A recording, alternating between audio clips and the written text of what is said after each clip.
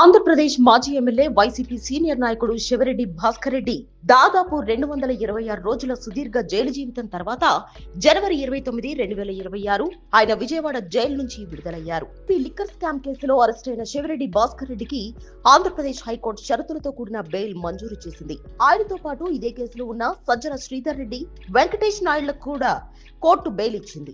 Jail వెలుపల భారీగా తరలివచ్చిన అభిమానులు, కార్యకర్తలు జై జగన్ న్యాయం గెలిచింది అంటూ నినాదాలు చేశారు.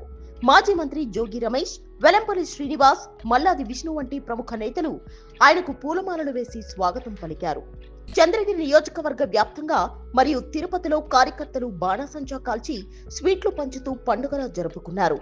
జైలు నుంచి బయటకు వచ్చిన తర్వాత శివరెడ్డి భాస్కర్ రెడ్డి మీడియాతో మాట్లాడుతూ కొన్ని సంచలన వ్యాఖ్యలు చేశారు. చంద్రబాబు నాయుడు ముఖ్యమంత్రి అయిన ప్రతిసారి తనను జైలుకు పంపడం ఒక ఆచారంగా మారిందని ఆరోపించారు. ముఖ్యమంత్రి సొంత నియోజకవర్గమైన చంద్రగిరిలో తాను రాజకీయంగా ఎదగడం వల్లే తనపై ఇలాంటి అక్రమ కేసులు బనాయిస్తున్నారని ఆయన పేర్కొన్నారు. ఎన్ని ఇబ్బందులు పెట్టినా చివరకు ధర్మమే గెలుస్తుందని, తనపై ఉన్నవన్నీ అబద్ధపు కేసులని ఆయన స్పష్టం చేశారు. బెయిల్ మంజూరు చేసే సమయంలో హైకోర్టు కొన్ని కఠిన నిబంధనలు విధించింది. తమ పాస్పోర్ట్లను కోర్టులో అప్పగించాలి, కోర్టు అనుమతి లేకుండా దేశం దాటి వెళ్లకూడదు, ప్రతి శనివారం దర్యాప్తు అధికారుల ముందు హాజరు కావాలి, కేసు గురించి మీడియా ముందు మాట్లాడకూడదని కూడా కొన్ని పరిమితులు విధించారు.